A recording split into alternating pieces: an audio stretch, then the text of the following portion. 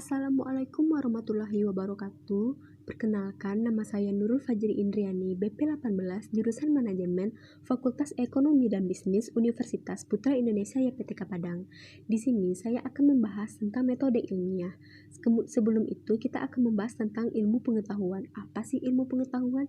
Ilmu pengetahuan yaitu sekumpulan pengetahuan yang tersusun secara sistematis dan runtun melalui metode ilmiah. Kemudian, fungsi dari ilmu pengetahuan itu apa sih? Nah, di sini terdapat 7 fungsi ilmu pengetahuan.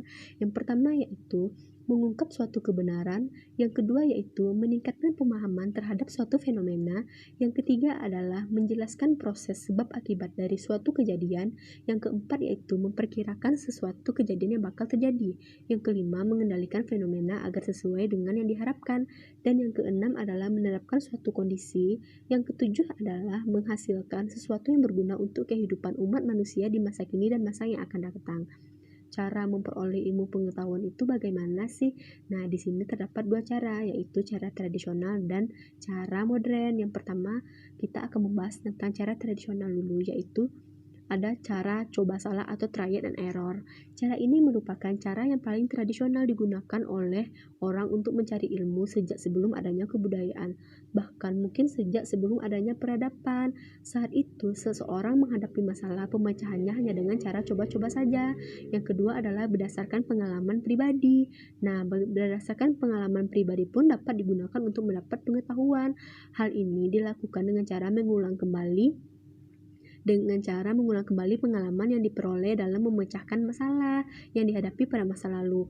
Apabila pada suatu masalah orang menemukan cara pemecahannya, maka pada masa lain seseorang pun menemukan masalah yang sama, dia akan melakukan cara yang sama untuk memecahkannya. Kemudian adalah cara otoritas atau kekuasaan.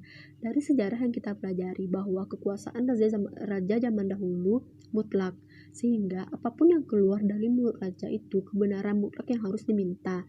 Misalnya, pada saat gereja mempunyai otoritas mutlak di Eropa, ada suatu pendapat yang menyatakan bahwa bumi itu datar, tidak bulat seperti sekarang ini, dan bumi merupakan pusat alam semesta. Pendapat itu diterima oleh masyarakat Eropa pada waktu sampai dalam jangka waktu yang lama. Kemudian adalah melalui jalan pikiran. Nah, di jalan pikiran ini sejalan dengan perkembangan kebudayaan umat manusia. Cara berpikir manusia pun ikut berkembang. Manusia telah mampu menggunakan nalar dalam memperoleh ilmu pengetahuannya.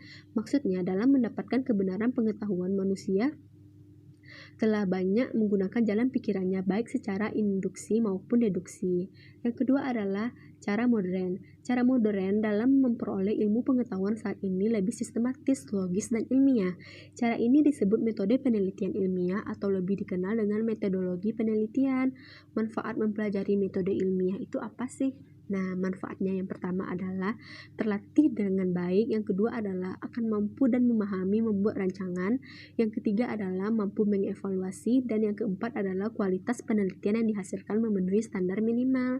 Etika penelitian itu gimana sih? Nah, di sini etika penelitian itu suatu sikap dan acuan yang haruslah dijunjung tinggi oleh peneliti dalam melakukan suatu penelitian agar berjalan dengan lancar. 4 prinsip utama dalam etika penelitian. Yang pertama adalah menghormati harkat dan martabat manusia. Yang kedua, menghormati privasi dan kerahasiaan subjek penelitian. Yang ketiga adalah keadilan dan inklusivitas atau terhitung. Yang keempat adalah memperhitungkan manfaat dan kerugian yang ditimbulkan. Kemudian beberapa nilai etika penelitian, yang pertama adalah kejujuran, yang kedua adalah objektivitas, yang ketiga integritas, yang keempat adalah ketelitian dalam proses penelitian, yang kelima adalah keterbukaan saling berbagi data, dan yang keenam adalah penghargaan terhadap haki. Gaya selingkuh adalah salah satu ciri kepribadian dan jati diri suatu berkala dari suatu penerbit karya ilmiah. Pada dasarnya terdapat 4 kelompok komponen yang menentukan gaya selingkungan suatu berkarya. Yang pertama adalah berwajahan format, yang kedua pola penulisan, dan yang ketiga kedalaman. Yang keempat adalah kerincian penyajian.